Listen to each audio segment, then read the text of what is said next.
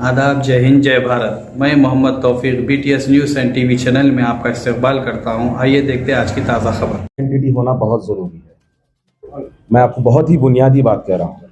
Political identity होना मुसलमान को बहुत ज़रूरी है। और इस महफिल में मौजूद हर कोई अपने आप में एक मकाम हासिल किया है, लेकिन सबसे बड़ा मकाम अगर किसी ने हासिल किया है वो अजीज पाशा साहब ने हासिल किया है, वो मेंबर ऑफ पार्लियामेंट। जिस मकाम पर अजीज पाशा साहब मेंबर ऑफ पार्लियामेंट राज्यसभा से होते हुए जो काम मुसलमान कौम के लिए किए हैं, हम आप यहाँ पर बैठकर नहीं कर सकते। मैं डे वन से इस बात को रोशनी में डाल रहा हूं कि हम मुसलमान अगर कोशिश करें तो सबसे ज्यादा इस बात की कोशिश करें कि मुसलमानों को पॉलिटिकल रिजर्वेशन हर सूरत हाल में चाहिए। SC ST को रिजर्वेशन है, बहुत अच्छी बात है। BC को रिजर्वेशन है, वाई नॉट फॉर मुस्लिम्स। और आज हिंदुस्तानी सतह पर मैं बर्रे सगीर की भी बात अगर कर लो, चाहे वो पाकिस्तान रहने दो, बांग्लादेश रहने दो, हिंदुस्तान रहने दो, हर एतबार से अगर किसी जुल्म का शिकार हो रहा है तो मुसलमान हो रहा है। अगर किसी तकलीफ और अजियत का सामना कर रहा है तो वो मुसलमान ही कर रहा है। और आज राइट नाउ हम बैठे हैं सेफ वक्फ बोर्ड प्रॉपर्टीज। मैं आपको बता रहा हूं, वक्फ बोर्ड प्रॉपर्टीज को आपको बचाने लगाने में मसरूफ कर दिए हैं। मुसलमानों का हिंदुस्तान से सियासी वजूद खत्म करने में वो लगे हुए हैं। बिलीव मी, आप यकीन जानिए, मैं कोई जज्बाती तकरीर करने का कायल ही नहीं हूं। शेर व शायरी करने के लिए बहुत से चीजें हैं, मैं हर एक के कलाम को सर आंखों पे रखता हूं, लेकिन मुसलमान जब तक पॉलिटिकल आइडेंटिटी में नहीं आएगा उसका कोई काम, कोई वजूद बाकी नहीं रहेगा। 119 सीट में कितने सीट है जो मुस्लिम माइनॉरिटी के लिए रिजर्व है? चलिए मुसलमान नाम को हटा दीजिए, आप मुसलमान नाम को हटा दीजिए। BC रिजर्वेशन 42% BC रिजर्वेशन के तहत मुसलमानों का जो मामला है फिलहाल वो BCE के तहत बन जा दीजिए।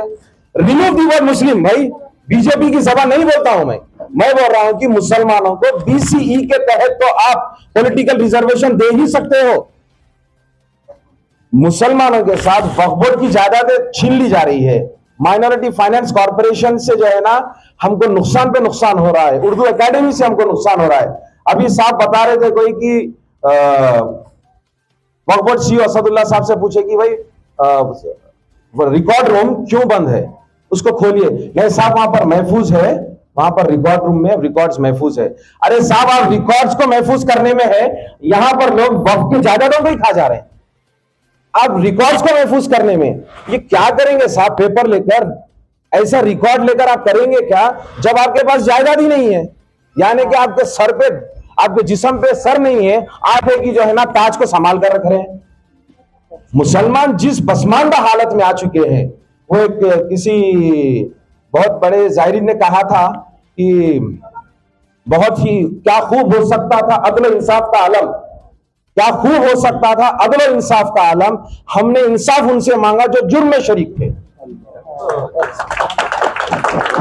अब बातें करने के लिए तो बहुत बातें हैं।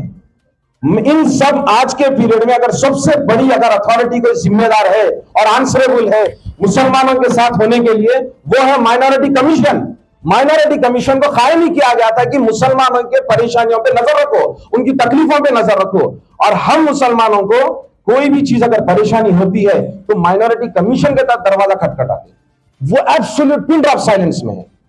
मैं जेन्युइनली बता रहा हूं आपको, वक्फ बोर्ड की अगर वक्फ की जायदादें लूट रही है, माइनॉरिटी फाइनेंस कॉर्पोरेशन के तहत मुसलमानों का जो नुकसान हो रहा है, चाहे वो 4000 करोड़ का बजट होने दो या गुजरी हुई सरकार का 2400 का बजट होने दो, इस पर सवाल उठाने वाले ये तमाम लोगों का साथ देना अगर चाहिए। साहब, अगर माइनॉरिटी कमीशन अगर आवाज उठाती तो ये नौबत नहीं आती। अगर वो माइनॉरिटी कमीशन किसी काम की नहीं है तो बर्खास्त कर दीजिए, चाहे वो सेंट्रल माइनॉरिटी कमीशन रहने दो, चाहे वो स्टेट माइनॉरिटी कमीशन रहने दो। मुस्लिम रिजर्वेशन क्यों नहीं दिया जा रहा है? BC में 42% दे रहे हैं। आप बिलीव करिए, BCA, BCB, BCC और BCE के में सबसे ज्यादा अगर मुसलमान अगर कहीं पर है तो BCE में है। आप रेवंत रेड्डी साहब, आप मुसलमानों के रिजर्वेशन को हटा दीजिए, BCE में रिजर्वेशन दीजिए। गिव अस द सेग्रीगेशन 42% में A, B, C, D, E को क्या दे रहे हैं आप? अगेन होता क्या है, BC का जो रिजर्वेशन होता है वो रिजर्वेशन को वही अपर वाले जो BCA में नाम नहीं लेना चाह रहा हूं, उन लोगों में बढ़ जाएगा। हम आप कहां जाएंगे? सिद्दीकी साहब को क्या जरूरत है? अल्लाह का दिया बहुत है उनके पास। अजीज पाशा साहब को इस उम्र में आराम करना है, क्यों आए हैं? साहब आए हैं, साहब आए हैं, क्यों आए हैं सब लोग? इसी वजह से आए हैं कि भाई हम जैसे लोग को याद रखिए, अब तक का तारीख गवाह है, अगर इनकलाब आया है तो नौजवानों की वजह से आया है। इनकलाब आया है तो नौजवानों की वजह से आया। और जो नौजवान आज की तारीख में, करेक्ट बोल रहा हूं मैं आपको, चाहे वो किसी भी पार्टी से रहने दो, वो नौजवान जो सियासी तलवे चाटने और चमचागिरी में लगा हुआ है, यकीन जानिए आप, उस वक्त पर सिर्फ हुक्मरानी नहीं होगी, गुलामी का राज चलेगा। और आज गुलामी के राज में हम जी रहे हैं। सेफ वक्फ प्रॉपर्टीज ने सेफ मुस्लिम आइडेंटिटी, पहले आपको दूसरे दर्जे का शहरी बनाने में लगे हुए हैं, आपको इसमें मसरूफ कर दिए। थोड़ा कोशिश कर लीजिए साहब, थोड़ा कोशिश कर लीजिए। आइडेंटिटी को, हमारे मुस्लिम आइडेंटिटी को ये लोग खत्म करने की चक्कर में है, मुस्लिम आइडेंटिटी को खत्म करने की चक्कर में है। शायद आपको मैं एक बात बताता हूं मुख्तार साहब, वक्त भले कितना भी कम रहने दो या ज्यादा रहने दो, मैं आप लोगों से काबिलियत भले कम रखता हूं, लेकिन आज की मौजूदा जो करंट अफेयर्स है, वो करंट अफेयर्स मुस्लिम माइनॉरिटी को डिस्ट्रक्टिव लेवल में लेके जा रही है, नॉट कंस्ट्रक्टिव लेवल में। उसके ऊपर कौन बात कर रहा है? उसके ऊपर कौन बात कर रहा है? आप जाकर धरना बैठिए साहब, हजारों लोग, लाखों लोग धरना बैठे, लाखों बार बैठ चुके हैं। ये चीजों के लिए वक्फ बोर्ड के दरवाजे खटखटाने का, वक्फ बोर्ड में धरने करने से कुछ नहीं होगा। मैं आपको बोल रहा हूं, एवरी कंसर्न इश्यू, हर एक इश्यू के ऊपर एक डिपार्टमेंट है कंसर्न। आप कभी गए हैं? वादा अजमतुल्लाह हुसैनी वक्फ बोर्ड चेयरमैन ने नहीं किया था दिल्ली 6 गारंटी का, गवर्नमेंट कांग्रेस पार्टी ने किया था। किसी ने आज तक यहां पर यह जबान पे लाए हैं कि भाई चलो सीएम के घर का घेराव करें, चलो सेक्रेटेरिएट का घेराव करें? काम वहां से होना है। इमाम मौजूद के वजीफे इतने जो डिले होते गए, वक्फ बोर्ड से क्लियरेंस आ गया, माइनॉरिटी वेलफेयर से क्लियरेंस आ गया, फाइनेंस डिपार्टमेंट बोलता है कि साहब हमको फाइनेंस मिनिस्ट्री से क्लियरेंस नहीं मिला, और हम एक जगह जाके हमारे ही आदमी का घेराव छाकर हिला रहे हैं। अरे भाई, हम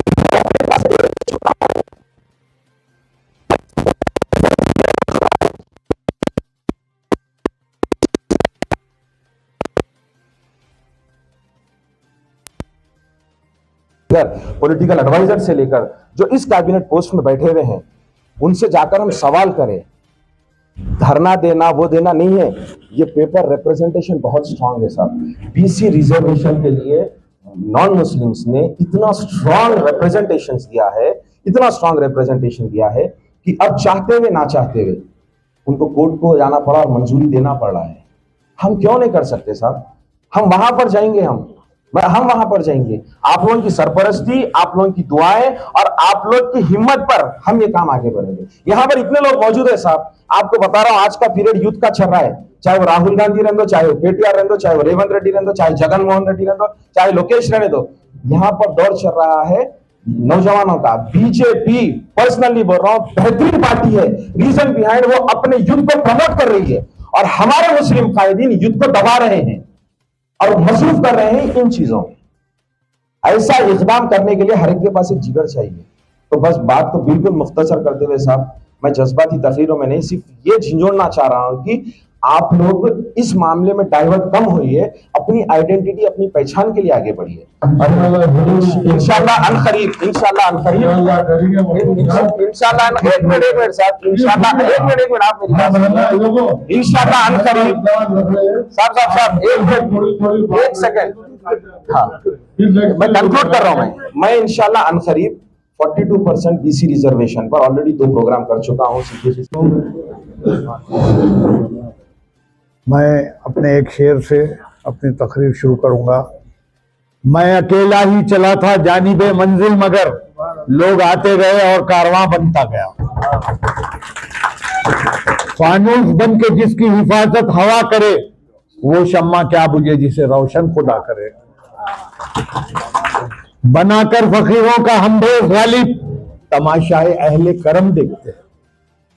तो आज ये वफ़ के ताल्लुक से और माइनॉरिटीज वेलफेयर के जो प्रोग्राम्स हैं रियासत तेलंगाना के अंदर, उस खुसूस में आज ये इजलास रखा गया है। वैसे अजीज पाशा साहब की क़यादत में अब तक जो है तकरीबन 25-30 इजलास हो चुके हैं।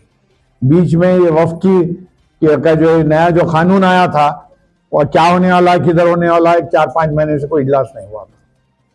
फिर आइंदा महीने में भी हम इजलास रखेंगे अजीज पाशा साहब की क़यादत के अंदर। तो मैं इस मौके पर यह कहूँगा कि कोई भी चीज़ के लिए पहले अज़म मजबूत होना चाहिए, इरादा मजबूत होना चाहिए, कमिटमेंट मजबूत होना चाहिए और वो ठान लेना चाहिए कि ये काम को हम करके रहेंगे और हमारी जिद्दोजहद कामयाब हो जाती है। जिसकी मैं एक मिसाल दूंगा, हैदराबाद के अंदर मैं भी जो है एक तहरीक चलाया था बेघर लोगों को जमीन दिलाने की, ट्विन सिटीज ऑफ हैदराबाद के अंदर लगभग 10,000 गरीब लोगों को मैं गवर्नमेंट की 100 गज जमीन दिला के बता दिया। अब मैं अपना तजुर्बा बयान करूंगा। हर चौरस्ते के ऊपर, मैं जमात का तो नाम नहीं लेता, ये बोला करते थे खबरदार होशियार, एक नौजवान आदमी जमीनें दिलाता हूं बोल के धोखा दे रहा है गवर्नमेंट की सीलिंग सरप्लस लैंड, वो दिला ही नहीं सकता। तो मैं अपने कानों से एक कम से कम 50 बार सुना मेरे खिलाफ में बोलते हुए, लेकिन मैं हिम्मत नहीं हारा। मैं सीलिंग सरप्लस लैंड, जो इंदिरा गांधी का एक 20 वक़्ती प्रोग्राम था वजीर आजम का, उसके ऊपर मैं मुसलसिल मीटिंगा करते रहा, जुलूसा निकालते रहा और जो है बराबर जो है नुमाइंदगी करते रहा हुकूमत के अंदर, चीफ मिनिस्टर के पास, दफातर के अंदर। और एक दिन ऐसा आ गया जो कि मुझे 200 एकड़ जमीन मेरे नाम पे अलॉट कर दी गई, मेरी सोसाइटी के नाम। नाकामी हार हमारे डिक्शनरी में लिखा हुआ नहीं, नाकामी हार हम अपनी डिक्शनरी में से निकाल दिए हैं। अक्सर लोगों की डिक्शनरी में है क्योंकि वो लोग जो है सही तरीके से जिद्दोजहद नहीं करें। और फिर कोई भी जिद्दोजहद आप कर रहे हैं तो बेलोस करना चाहिए।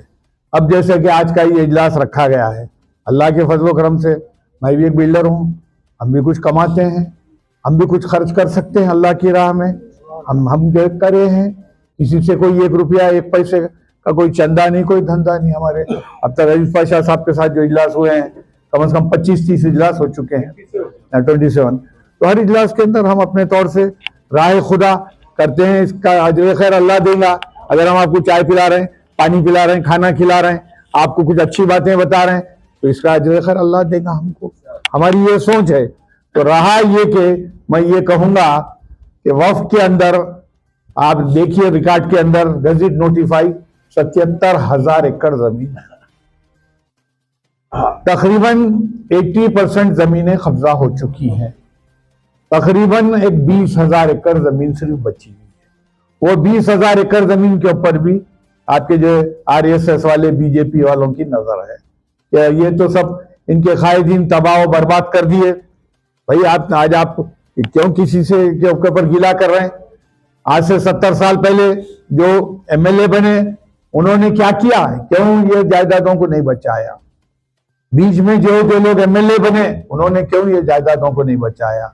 आज के भी जो MLA हैं, वो भी जो है क्यों ये जायदादों को बचाने के लिए सामने नहीं आते हैं?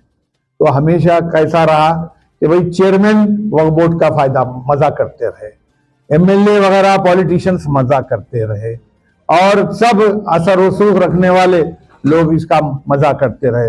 हुकूमत हमेशा जब नुमाइंदगियां होती रही तो जो है, जैसे कि कांग्रेस की हुकूमत में 20 साल पहले SK सिन्हा की एक कमेटी बिठाई गई। SK सिन्हा की कमेटी के अंदर पूरा दरियाफ्त करो वक्फ की जायदादों के ऊपर कौन कौन कब्जे पे बैठे रहे। तो उनकी रिपोर्ट आई कि बड़े बड़े पॉलिटिशियंस और बड़े बड़े लैंड ग्रैबर्स, सियासी असर रसूख रखने वाले, ये सब लोग बैठे हुए हैं। और इमीडिएटली तौर से SK सिन्हा की रिपोर्ट को जो दबा दिया गया, वो आज तक पेश नहीं हुई। फिर जबकि आप देख रहे हैं कि भाई KCR की हुकूमत में भी उन्होंने जो है बोलते एक थे, करते एक थे, बोलते एक थे, करते एक थे। तो उन्होंने भी जो है CBCID की इंक्वायरी लगाई। CBCID की इंक्वायरी के अंदर सब चीजें सामने आना चाहिए था, जैसा कि जाली NOC का मामला है, बेहिसाब जो है जमीनों की जाली NOC इशू की गई, कोई उसका आज तक कुछ भी नहीं हुआ। जैसे कि एक टाइम पे मुझे अच्छा याद है, आज से 40 साल 45 साल पहले 1 लाख एकड़ जमीन थी वक्फ की। अब जो 77,000 एकड़ जमीन जो कह रहे हैं, 1 लाख एकड़ जमीन थी और लोलू रिकॉर्ड गायब होते चले गए, होते होते होते जाके रिकॉर्ड में जो 77,000 एकड़ जमीन रजिस्टर्ड जमीन रह गई। तो ऐसा हमेशा हुकूमत जो है ऐलाना करते रही। जैसे कि एक बात बता रहा हूं, हमारे उमर जलील साहब की भी एक कमेटी बनाई गई, जो है आपके जो कोऑर्डिनेशन कमेटी, उसके अंदर हर महीना मीटिंग करना, क्या क्या हुआ जमीनों के ऊपर, कौन कौन कब्जे के ऊपर है, उनके रजिस्ट्रेशन कैंसिल करना। कभी कोई मीटिंग नहीं हुई, कभी इसके ऊपर कोई काम नहीं हुआ।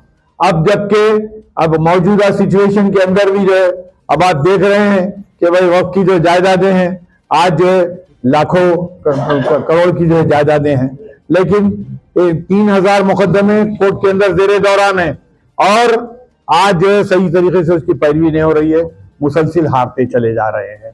फिर उसके साथ साथ आप देख रहे हैं कि अभी मुझसे पहले पेशरो मुकर्रिरीन ने बताया कि भाई रिकॉर्ड सेक्शन को सीज कर दिया गया। जब रिकॉर्ड सेक्शन को सीज कर दिया गया है तो फिर आप कोर्ट के अंदर क्या रिकॉर्ड पेश करेंगे? मतलब ये भी एक गवर्नमेंट की बहुत बड़ी साजिश है। ओहदेदार ये बोल रहे हैं कि हमारे एम्प्लॉइज जो है डेली वेजेस पे टेम्पररी है, उनको बराबर कोई उनका फ्यूचर नहीं है, वही ले आके भेज देंगे। तो ये सब मनगढ़ंत बातें हैं। अभी रिसेंटली अखबारों में भी आया, आपने सुना होगा कि 700 फाइल चोरी हो गए हैं। अभी कुछ लोग जाके अभी कुछ लोग जाके नुमाइंदगी भी किए हैं, जी हाँ, 15 दिन पहले, तो उसके ताल्लुक से कुछ कार्रवाई करो, लेकिन कोई कार्रवाई नहीं हुई। फिर उसके साथ साथ मैं आज हमारे अजीज पाशा साहब का सबके सामने दिल की गहराइयों से खैर मकदम करता हूं कि आपकी क़यादत के अंदर हम सब लोग मिलके, श्रीधर बाबू साहब जो है आपके जो माइनॉरिटी डिक्लेरेशन के इंचार्ज थे, और वो माइनॉरिटी डिक्लेरेशन की जो कमेटी में क्या क्या चीजें शामिल करना है वो शामिल करना चाहते हैं। तो हम हमारे एस के अफजलुद्दीन साहब भी मौजूद हैं, हम सबके सीनियर कायद जो है, हमारे बड़े भाई जो है, आपने जाके श्रीधर बाबू से टाइम लिया और अजीज पाशा साहब की क़यादत के अंदर एक वफ्द गया और श्रीधर बाबू ने जो है फौरी तौर से आपकी शख्सियत और पर्सनालिटी और हमारे आपकी नुमाइंदगी से इसको जो है माइनॉरिटीज डिक्लेरेशन के अंदर जो 6 प्रोग्राम थे उसके अंदर शामिल किए और उसमें वक्त के ताल्लुक से बहुत सारे ऐलाना करेंगे बोल के तयखुन दिए। लेकिन बड़े अफसोस की बात है, आज जो है 2 साल हो गया, अभी तक कोई किसी किस्म का वो माइनॉरिटी डिक्लेरेशन के ऊपर अमलावरी नहीं हुई। तो इस मौके पर मैं ये भी कहूंगा कि माइनॉरिटी डिक्लेरेशन के अंदर मुसलमानों को, जैसा माइनॉरिटी वेलफेयर का जो हम इसके अंदर जो तस्करा रखे हैं, माइनॉरिटी वेलफेयर के अंदर उर्दू एकेडमी आता, माइनॉरिटी गाली है, उससे क्या है, फायदे क्या है, और हम जैसे लोग उस पर कैसे एनरोल करना। कहते हैं ना कि उम्मीद लगाने से बहुत तकलीफ होती है, लेकिन फिर भी हमको उससे उम्मीद होती है। शुक्रिया। वो मुझे कह रहे हैं हथियाती शख्सियत, लेकिन हम उनके पीछे चलने वाले हैं। वो जैसा हरकत करते हैं हम उनके साथ चलते हैं। और ये हमारे सिद्दीकी साहब का ये कारनामा है कि किसी भी मौजू हो वो पहले आगे बढ़कर सबको बेदार करने में आप पेश रहते हैं। और इसके साथ ही साथ मैं ये कहूँ तो भेजा ना होगा, हमारे अजीज पाशा साहब की हमेशा हमारे साथ हिम्मत अफजाई रही। हर प्रोग्राम में, हर हमारी कोशिश में अजीज पाशा साहब जो ना हमारे शाना बशाना हमारी हिम्मत अफजाई करते आए हैं और कई मसाइल हल भी हुए हैं और इंशाअल्लाह आइंदा भी हल होंगे। तो आज का जो मौजू रखा गया है कि हमारी रियासती सरकार, मैं यहाँ पर एक बात की वजाहत करना चाहता हूँ। बात कहने से पहले, यहाँ पर जो भी सियासी पार्टी के अफराद हैं वो पहले ये बात को तस्लीम कर लें कि इस मीटिंग में पहले आप मुसलमान हैं।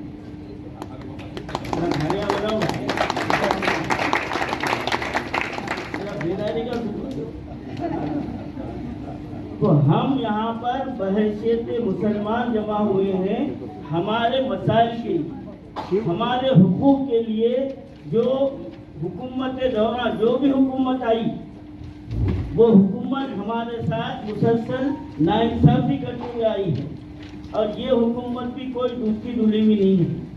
और मैं फोन पर भी हमारे सिद्दीकी साहब से कहा था और याद दिलाया, तो आपने कहा कि बिल्कुल सही बात आप याद दिलाए कि हमारा 10-15 आदमी का एक वक्त श्रीधर बाबू से जो है ना हमारे अजीत भाई भी थे उसके अंदर, हम उनसे जो है ना मुतालबात देकर गांधी भवन में मुलाकात किए और उन्होंने वादा किया था कि माइनॉरिटी बजट 4,000 करोड़ दिया जाएगा और सब प्लान दिया जाएगा। आज कोई सब प्लान का नाम लेने के लिए तैयार नहीं है।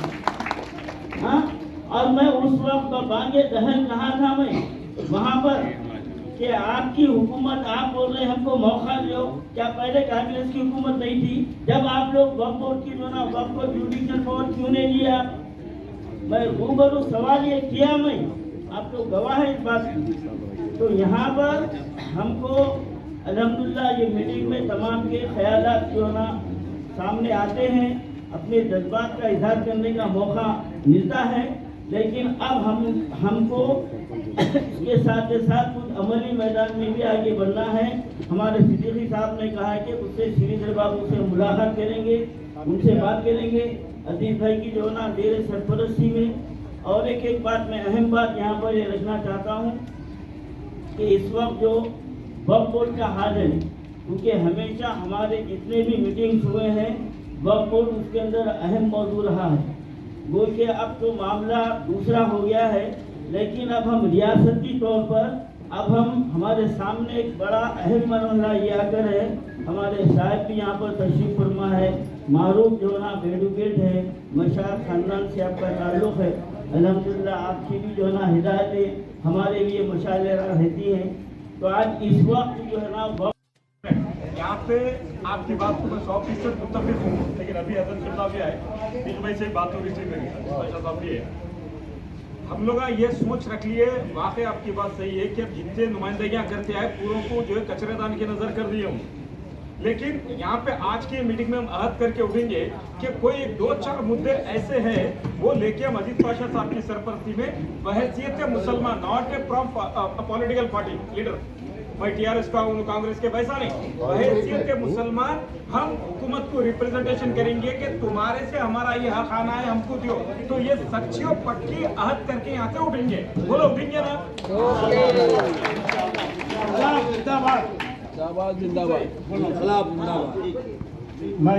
प्रॉपर्टीज को किस तरह से किया जाए और हम लोगों की जिम्मेदारियां क्या है।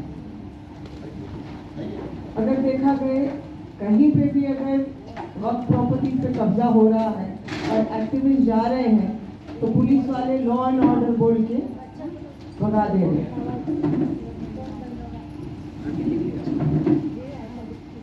हमेशा और हर टाइम यही सवाल उठता है कि वक्फ बोर्ड कमजोर क्यों है। वक्फ बोर्ड एक कस्टोडियन है वक्फ प्रॉपर्टीज का, फिर भी वक्फ की प्रॉपर्टीज को सेव क्यों नहीं किया जा रहा और हम लोगों की क्या जिम्मेदारियां हैं। अब आप देख सकते हैं कि उम्मीद पोर्टल सरकार बनाई, लेकिन सरकार हमको पूछ रही है, हमको बोल रही है कि जो भी प्रॉपर्टीज हैं आप उसमें चढ़ाइए, लेकिन उन प्रॉपर्टीज का क्या जो ऑलरेडी लिस्टेड है, जिनका रिकॉर्ड है, उनको सेव कौन करेगा। टीआरएस के पीरियड में रिकॉर्ड सेक्शन को जो लॉक कर दिया गया, फाइलों को गायब कर दिया गया, उसके जिम्मेदार कौन। हाल ही में जितने भी प्रॉपर्टीज बेची जा रही हैं, जितनी प्रॉपर्टीज को शहीद किया जा रहा है, उसके पीछे किसका हाथ है। और वक्फ प्रॉपर्टीज के जिम्मेदार जो लोग हैं वो मुसलमान लोग हैं। अस्सलाम वालेकुम। वालेकुम सलाम। सदर इजलास मोअज़्ज़िज़ मेहमानान, मैं तारुफ और तारीफ वक्त में बात करूँगा क्योंकि बहुत अहम मौजू पे अहम शख्सियतें यहाँ पर आए हुए हैं। जहाँ तक माइनॉरिटीज़ के मसाइल का सवाल है तो हम अमूमन तौर पे सियासी पार्टियों के ऊपर ज़्यादा डिपेंड करते हैं, लेकिन यहाँ पर 3 ऐसे हुकूमतें हैं जैसे तेलुगुदेशम, टीआरएस और कांग्रेस। इन तीनों सियासी जमातों का अगर आप काम करने का तरीका देखें तो उन्होंने जड़ी तौर पर माइनॉरिटीज के लिए कहाँ कहाँ नुकसान करना है, इनके जड़ा कहाँ काटना है, उसके ऊपर काम किया। कोई भी सियासी पार्टी माइनॉरिटीज को कुछ देना या उनके लिए हुकूक के लिए गौर करना, कभी गौर नहीं कर ना वो करते। आप एक बात याद रखिए, आज जो इस वक्त सियासी हालात है, खासकर सियासी पार्टियों के, वो लोग जंगी तौर पर आरएसएस के एजेंडे के ऊपर काम कर रहे हैं। हम कंप्लीटली, आप अगर कोई भी इशू के ऊपर जाएंगे तो आपको देखिए खैंची मिलेंगे और कुछ नहीं मिलेगा। तो ऐसे मौकों के ऊपर मैं तो यही कहूंगा कि हम लोग काफी अच्छा प्रोग्राम करते हैं, इजलास करते हैं। मैं सिद्दीक भाई के भी कई प्रोग्राम से आया हूँ, सिद्दीक भाई भी काफी टाइम से देख रहा हूँ, वो भी काफी अच्छे प्रोग्राम कर रहे हैं, मैं भी कई प्रोग्राम करा हूँ। लेकिन आज के वक्त में आपके प्रोग्राम का कोई मसले का हल नहीं आवा नहीं। आप एक मिनट बोलो, एक मिनट आप दूसरे बात बोलो, 2 मिनट। कोई हल होने वाला नहीं है, क्योंकि उन लोगों का एम अलग है, आप लोगों का पुकारा अलग है। दानिशवरान शहर से मैं मुखातिब हूं। आप लोग बहुत देर से मुख्तलिफ अहबाब की तकारीरें समात फरमाए। मैं 2-3 बातें आपको तजुर्बतन सुना देना चाहता हूं, उसके बाद आपको अंदाजा होगा कि जद्दोजहद करने से क्या चीज़ें हासिल होती है, जद्दोजहद नहीं करने से क्या चीज़ें ख़त्म हो जाती है। 15 साल पहले भद्राचलम की एक मंदिर है, भद्राचलम, तो वहाँ पर सालाना यात्रा होती है। तो 1 महीने तक वो यात्रा चलती थी। यात्रा में उस गांव के जो मुसलमान हैं, बंडियों पे रख के वो सामान वगैरह ये वो सब बेचते रहते हैं। उसके बाद इंडोमेंट डिपार्टमेंट से एक लेटर जारी हुआ कि इन लोगों को मना कर दिया जाए, और ऐसे मौके पे टेम्पररी लाइसेंस भी इशू होता है, म्यूनिसिपल कॉरपोरेशन से हो या म्यूनिसिपैलिटी हो, वो भी है। तो उन्होंने कहा कि उनको लाइसेंस भी नहीं देना चाहिए। वो केस जो है, हमारे कोई करीब तरीन दोस्त हमारे पास लेके आए थे, तो मैं जो है उस पर बहुत गौर किया कि अब क्या करना चाहिए। वो मुकामी लोग भी आए, आने के बाद उस आर्डर को कैंसिल कराने के लिए, मैं ये वाकया ऐसा तो सुना रहा हूँ आपको कि हमारी क्या मजबूरियात है। हम तो शहर में रहते हैं, वो लोग जो है जो गांव में रहने वाले हैं, 3% 4% उनके घर है, 96% तो हमारे नॉन मुस्लिम बिरादर्स रहते हैं। तो अब वो जब वो लोग आए तो वो हाई कोर्ट में अब रिट करना है, तो मुकामी आदमी उसका पार्टी होना पड़ता। तो लोग बोले साहब हम जो है कोर्ट को नहीं आते और हम पार्टी नहीं बनते, हम यहाँ हैदराबाद में रह के पार्टी नहीं बन सकते हाई कोर्ट में। तो ऐसी सूरत में वो लोग बोले साहब का ऐसा रास्ता निकालीजिए। तो मैं उसके बाद ये रास्ता ही निकाला कि पुराने शहर में नए पुल से लेके 4 मीनार तक जो नॉन मुस्लिम किराएदार है, इनको खाली कराने के लिए जद्दोजहद करें। तो हम मुहिम शुरू करें। करने के बाद हमारे बीजेपी के सेक्रेटरी दोस्त थे, मैं उनको भी टेलीफोन करके बोला एक ऐसा मामला है, और जो है नबी खाना अकबर में 99% नॉन मुस्लिम किराएदार को दिया गया है। ये वाक़या आप देख लीजिए, आप उनको दिया गया है। तो उसके बाद जो है ये तो दे दिए, उसके बाद जो है सेक्रेटरी साहब जो है उन्होंने बोले 2 दिन का मौका दे दो शितारी भाई, ये मामला मैं तय करा देता हूँ, आप अभी कोई डिमांस्ट्रेशन मत कीजिए। तो हम बोले ठीक है 2 दिन में आपका करा दे।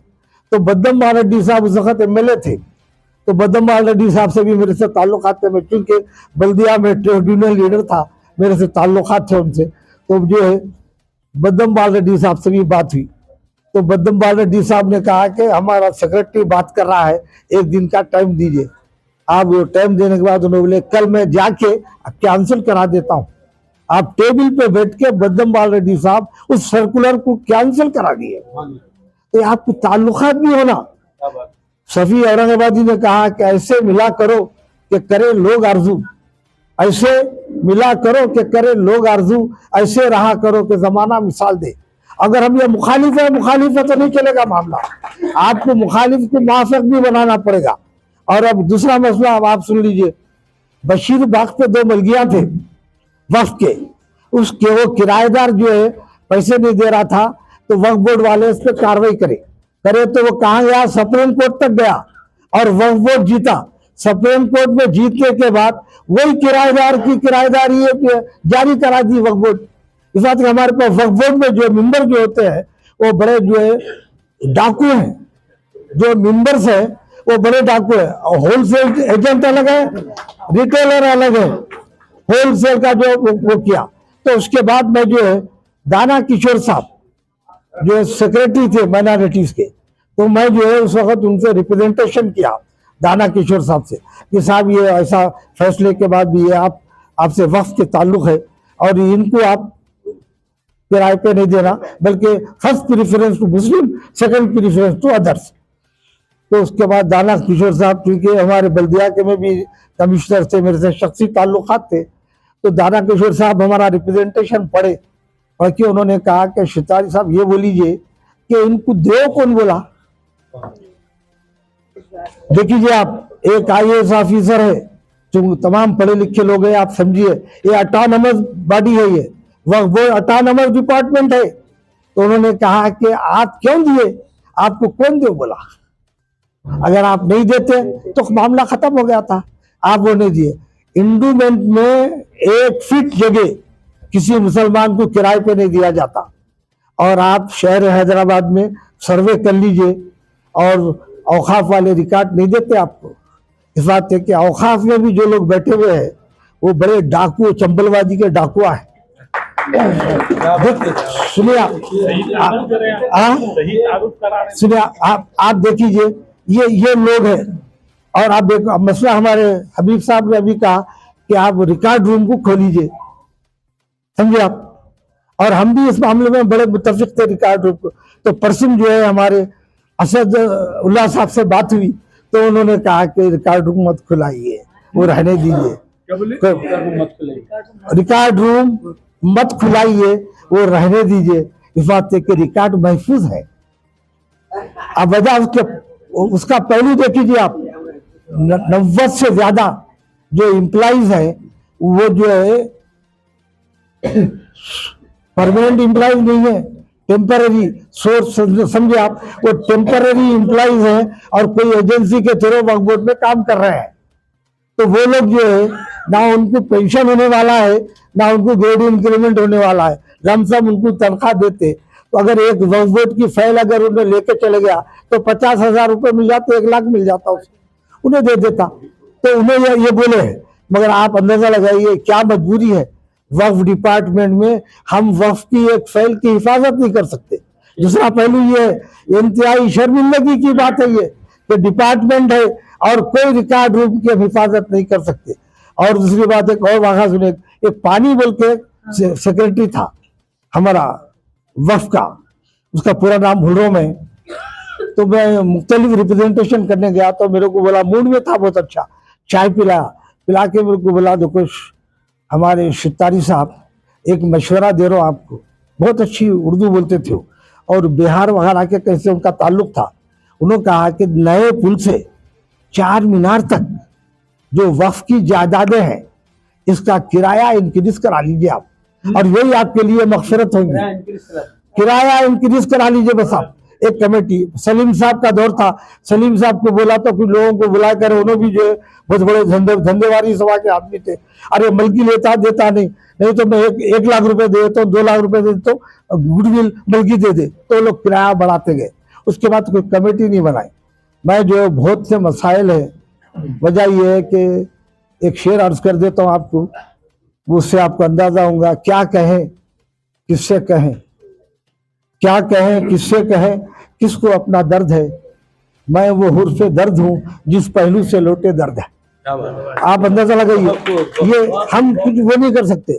मैं शरीफ साहब से दरखास्त कर रहा हूँ, हमारे दोस्त सनाउल्लाह साहब जो है बहुत तरक्की पसंद ग्रुप के आदमी है और वो जिंदगी तमाम लड़ते रहे, मगर उनको अंदाजा है एक शख्स लड़ने से कुछ नहीं होता, ग्रुप बना लड़ने के वास्ते।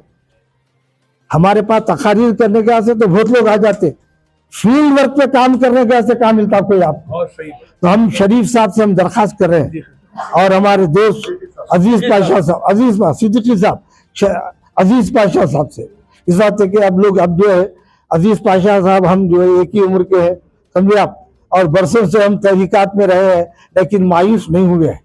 मगर मैं चाहता हूं कि कमेटी बनाए, उस कमेटी का नाम या प्रोटेक्शन कमेटी बनाए या प्रोटेक्शन कमेटी बनाए या डेवलपमेंट कमेटी बनाए, आप उसको जो है प्रोटेक्शन एंड डेवलपमेंट दोनों रखना, हमको सजेशन पेश करना पड़ेगा।